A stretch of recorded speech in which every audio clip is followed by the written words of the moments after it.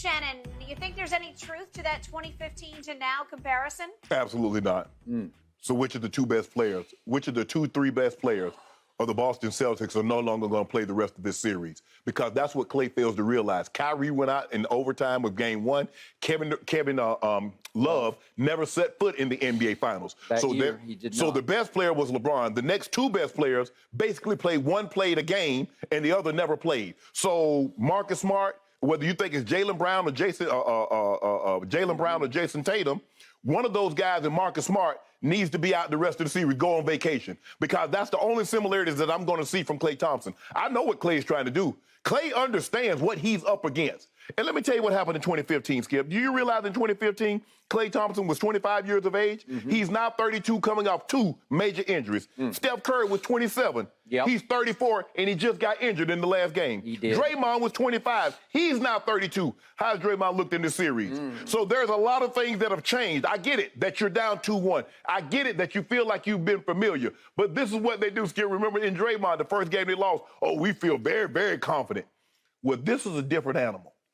This is a different animal because the thing with the Boston Celtics is that they're a much deeper team. LeBron was the best player. The next best player on the team was Timofey Mozgov. I like to think that Jaylen Brown or Jason Tatum is better than Timofey Mozgov. I would like to think that Marcus Smart is better than Timofey Mozgov. Whatever happened to Timofey Mozgov? He got the money from the Lakers and ran. I would like to think Al Horford. Would you say Al Horford is better than Timofey Mozgov, Skip? I would say that. Mozgov had his moments. He had his moments. Yeah. But I like to think Al Horford. So for me, Skip, there's no similarities in this. And I think the thing is that the Celtics have, that the Cavs didn't have, is balance. Even LeBron spoke about how top-heavy they were. I think it was maybe the next year, Skip. He talked about how top-heavy. We top-heavy as bleep. And they were. This team is really balanced. They go with Grant Williams, Robert Williams. All these guys are interchangeable. And you come with Pritchard off the bench. You come with guys and Derek White giving you great production. So for me, the only similarities is that the Warriors are down. They're down, but Boston is healthy. Boston is young and healthy. So I don't see it. This is false bravado, Skip. This is like, we've been here before. Y'all remember in 2015? Well, tell the whole story, Klay. You telling half the story. Tell the whole story that Kyrie only played basically 40 minutes in the game. Tell them that Kevin Love never set foot. And LeBron James gave you 36, 13, and 9. You're down 2-1, and Steph Curry has never played better in the finals. And you're down 2-1. So how is that similar? And what you had back then, Skip, is that you had a Barbosa, and you had a Sean Livingston, and you had an Iggy. The thing that helped you was your depth. Your guys didn't give you that same kind of production. So I disagree. Other than being down 2-1, and it's Golden State, I see no other similarities between 2015 and 2022. Okay, I hear all the points that you made, but I don't think this was false bravado. I believe this was a desperate historical reach from a man who is just flat out desperate for any shred of hope that he could latch on to call back the fairly ghost of 2015. but glorious past of this basketball team. Once upon a time looked like a dynasty. Right.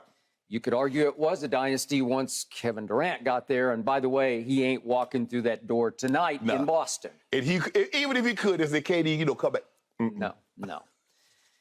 All right. So I'm going to go a little deeper dive on what happened in 2015. And obviously, I give you no Kevin Love at all. He was gone before. And Kyrie, unfortunately, fractured his kneecap. In overtime of game one. That game was won by Golden State, 108-100 at Golden State in overtime. Okay, now, where did the comparisons lie? It was 2-1 Cleveland with game 4 in Cleveland. So that is a comparison. So it's game 4 tonight in Boston, right? And what had happened to Stephen Curry, this gets completely, utterly overlooked. What had happened to Steph in the first 3 games of that 2015 finals? He was coming off his first MVP. He had shot 44% from 3 in the regular season.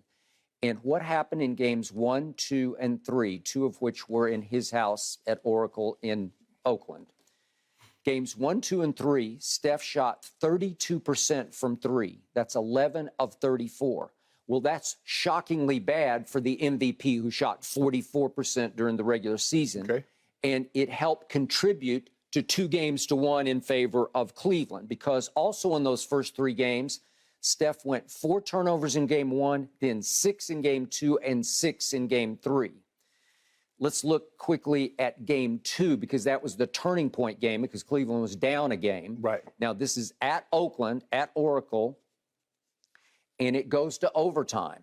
And down the stretch of that game, guess who steps up to the free throw line with 10 seconds left, down 1 for the Cleveland Cavaliers? Little Nelly, little Matthew Dellavedova. He steps up to the line and goes swish, swish to put Cleveland up a point with 10 seconds left. Well, this is the turning point now. It's about to swing back in Cleveland's favor, because with 7 seconds left, Steph goes down to the other end and misses a 19-footer that would have given them a 1-point lead. That's 7 seconds left. Then LeBron gets fouled and immediately goes to the line at 4 seconds left, misses the first one, but did make the second one. So now it's a 2-point game with 4 seconds left. Still enough time. Oh, yeah, plenty of time. And Steph, on the inbounds, turns the ball over, throws a bad pass turnover that ends the basketball game in favor of the visiting team going home now for game 3. Game 3 at Cleveland. Cleveland prevails 96-91. You did make the case that Iguodala got a little late run in that game and wound up with 15, 5, and 5. Opened Kerr's eyes a little bit to, wait a second, maybe I got something here. But I want to drive home the point. In those first 3 games, LeBron James played the greatest 3-game set of his career, and it ain't even close, because he was off the charts, all-world extraordinary. No, he was all-universe extraordinary, because he goes 41, 12, and 8. He had the basketball in his hands 40% of the time because he didn't have Kevin Love, and he suddenly didn't have Kyrie Irving, his wingman, to ride shotgun with him. He actually shot 35% from 3 in those first 3 games, which was 7 of 20. By his standards, it's good enough. You know, it's hurting them. And by the way, he stepped up to the free throw line because he's getting fouled like crazy, made 30 of 40 free throws in the first 3 games. That's 75%, which is a tick above what he usually does. So I'm like, way to go, way to go, way to go. I was raving about him back on the old show that I did, because we were there at the finals. Okay, you can't do much better than that. To me, can you ask more than 41, 12, and 8 of that man? That's the apex to me. That's the epitome of the greatness of LeBron James, were those 3 games. What happened fatefully in game 4? Steve Kerr makes, to me, the greatest strategic decision, the greatest coach's decision, I think, in the history of the finals. He just says, I'm going to put Andre Iguodala, into the starting lineup. Well, you're doing the age differences from now to then, you know. Okay, so at that point, Iggy was actually an older player. He was 31. Well, guess what he is tonight? He's 38. And he has had a wounded knee of some sort, but he is questionable for tonight. So again, fast forwarding back into the present, is Iggy going to change the game tonight? That Iguodala is not walking through that door. I don't think so. I mean, he tried to play him in game 1 down the stretch, which shocked me. Steve Kerr did. He loves him, and he knows how to play with his mind. I'm just not sure the body is nearly as willing as it was at age 31. Okay, so into the lineup goes Iggy. And what happens to LeBron in game 4 in his house? This is a chance to go up 3-1, an imposing, commanding lead in the NBA Finals, right? LeBron goes from averaging 41 in the first 3 to scoring only 20 in game 4. He shot 7 of 22. Iggy is all over him. He's got him wall to wall, end to end. Scores 27 of 22, 1 of 4 from 3, and fell completely off at the free throw line, discombobulated, made 5 of 10. Iggy outscored him. It was 22 for Iggy to 20 for LeBron. Iggy added 8 rebounds. He made 8 of 15 shots, 4 3-point shots out of 9. That's a game. That changed this finals. Again, is Iggy going to change it tonight? I'm going to seriously doubt that. But all of a sudden, the script got completely flipped. Okay, now here's the other irony to Klay's comment about I'm feeling that big 2015 vibe. when they took the series over for games 4, 5, and 6, all of which they obviously won to close them out in 6 games, it wasn't Klay who did the damage. Klay averaged 9 points a game in the next 3 games, so he wasn't doing much of it. He was 3 of 12 from 3 over the next 3 games, so he was kind of along for the ride. Right. Steph finally bounced back, and Steph averaged 28, 5, and 6 and shot 45% from 3 over the next 3 games after he was 32% in the first 3 games. That's why everybody was shocked. He didn't win Finals MVP considering that. But Iggy was the turning point. And if you look at what Iggy did over the stretch of just the defense he played on LeBron in games 4, 5, and 6, LeBron James missed an average of 18 shots a game in 4, 5, and 6. It's a lot of shots to miss because he went a grand total of 35 of 89. It was only 39% that he shot from the floor. So the voters are giving Iggy the defensive MVP award, basically, because other than that, he didn't do that much. I think he was 15, 8, and 8 over the last 3 games that he started. But the defense turned it around because LeBron went from averaging 41 to missing 18 shots a game because suddenly he got defended at the highest level. Right. All right. But that's a lot of wear and tear, Skip, to have to shoot that many shots when there's really no one else that you can really count on to give you those kind of shots. You got Kyrie, you can divvy it up. Kevin Love was still trying to find himself there because that was his first, if I'm not mistaken, that was his first year in Cleveland. Yep. And so you had JR, you had some of the guys like that, Skip. There was no one else to count on. And he finally wore down, having to play defense, having to deal with Iggy, because like you said, he probably had the ball in his hand 50% of the time. You said 40, it might have been 50. The actual stat was 40%, which is, trust me, crazy. It's just crazy. It's crazy numbers.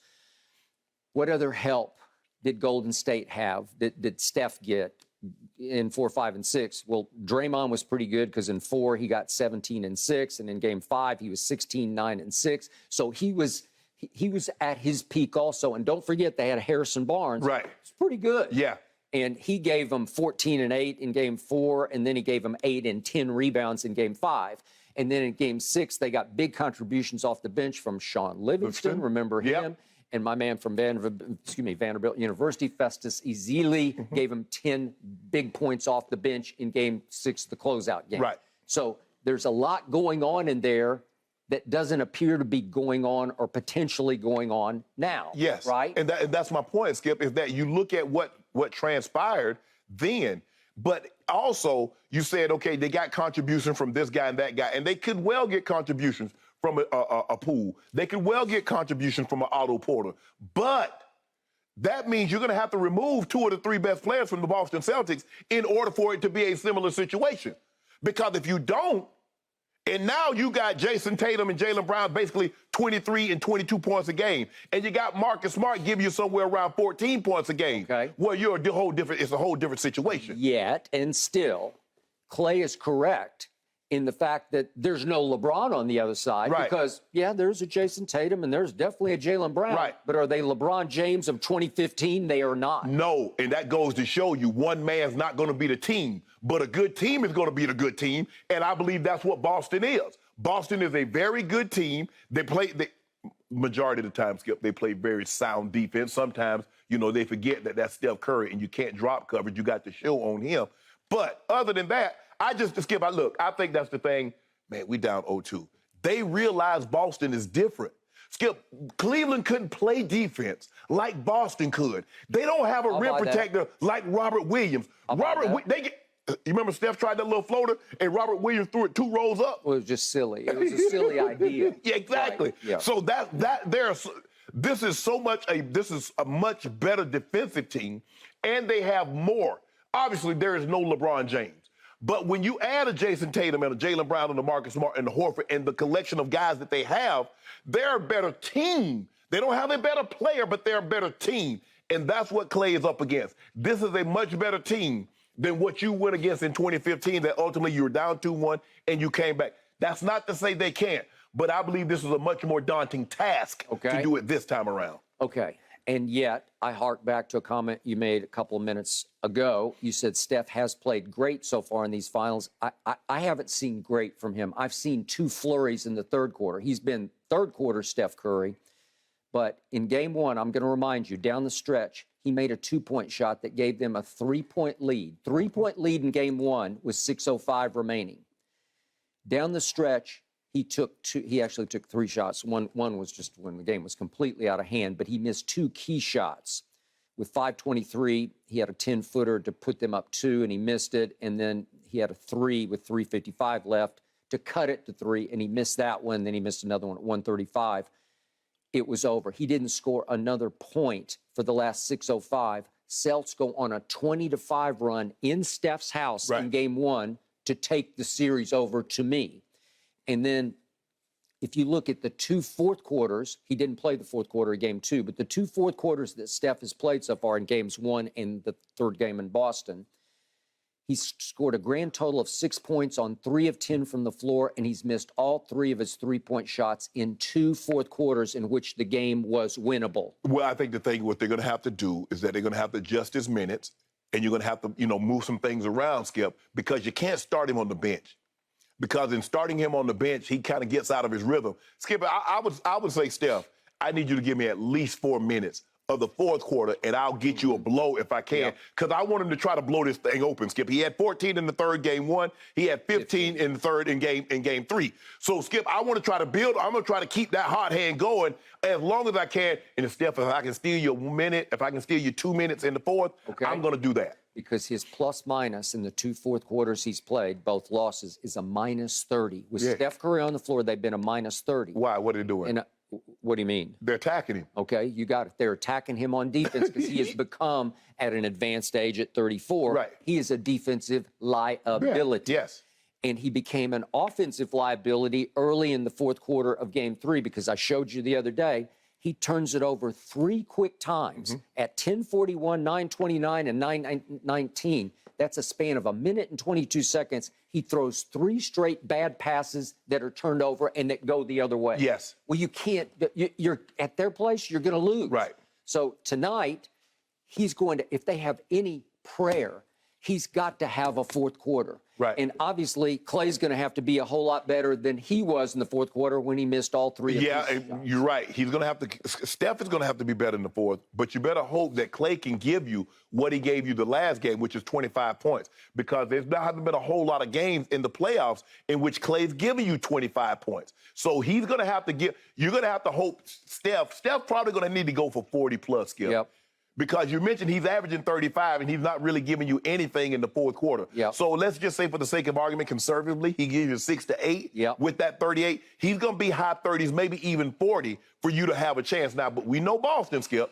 What normally happens, Skip, at home? They lost 4 games at home in the playoffs. When the series in Milwaukee, it should have been over. It should have never gone 7. It should have never gone 7 against Miami. But they spit the bit. They turned the ball over. They're like, oh, this team's dead. We got them dead to right. They're going to roll over. And next thing you know, you find yourself down 20, and now you got to fight uphill for the rest of the ball game. Okay. They come out and play tonight. They need to turn the lights out on the Warriors. And they should be able to do just that. Yet I will throw this last point at you. In rock, paper, scissors, paper can cover rock. Okay? Yes. Finesse can beat force only one way. There's a new way to do it in the new NBA. The great equalizer is the three-point shot. You got to make the 3. It's as simple as that because Steph has limitless range. Right. Klay can have pretty limitless range himself. They have to be hot-handed. They're going to have to rain threes. They're going to have, again, in the 2 closeout games this year, Klay had 8 and 8 threes. Right. He's going to have to make 8 threes. Right. And Steph's going to have to be right there with him with 8 or 9 threes. Well, he's averaging 6 a game. Okay, I got it, but he's going to have to up the ante. They're going. He needs to go 8, 9, 10, and 8 from. If you could get even 8 and 8 from those 2, you would have a shot. Oh, tonight. yeah. It's the great equalizer because it turns down the noise. Yeah. That's what it does. So in other words, you're saying in order for the Celtics to have an opportunity to win, you think they're going to need to be somewhere between 18 and 22 threes? Absolutely. I think you got to go 20. You're going to have to get Jordan Poole along for the ride. You're going to have to get them all hot-handed. Yeah. Otto Porter can make some. Wiggins. Here and there. Yep. That's what you're going to have to do. Like game 1, Celtics made 21 of 41. Right. You're going to have to do something like that because that's the only way because rock can just crush paper. Right. If you let them play in the paint, Right. you know what happened in the last game. It was a complete mismatch. Boston doesn't turn it over. It's a really simple stat. When they get 15 or fewer turnovers, when they turn the ball over 15 or fewer times, they're 13-2. If Jason Tatum has more assists than turnovers, Yep. they're unbeatable. When Yep. he has more turnovers than assists, I they agree. become very beatable. Well, I like my pick. I like my team. I like your pick. No. Stop. I like No. That's not your pick. That's not your pick. I hate to say it, but it's over. Oh, there you go. The kiss. Oh, my God. Another big question mark, guys. Steph's ankle health. He says he's playing regardless tonight, but we'll see how much that collision with Al Horford affects him. Thank you for watching. You can subscribe here to get the latest from the show, and be sure to check out more of the best clips from Undisputed, or go watch a few other segments from our other shows on FS1.